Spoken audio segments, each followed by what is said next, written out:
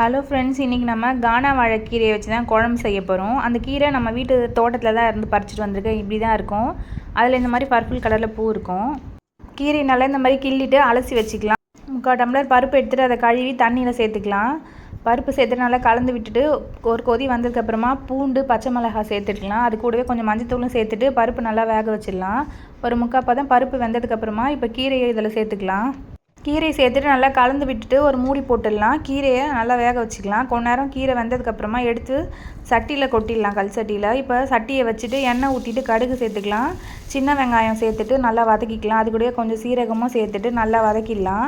வெங்காயம் நல்லா வதங்கினதுக்கப்புறமா 2 தக்காளியை கட் பண்ணி அதையும் இதோடு சேர்த்துட்டு நல்லா இந்த மாதிரி குழைய வதக்கிட்டு பெருங்காயம் சேர்த்து அதை இறக்கி கீரை கூட சேர்த்துட்டு உப்பு சேர்த்து நல்லா கடைஞ்சி விட்டுடலாம்.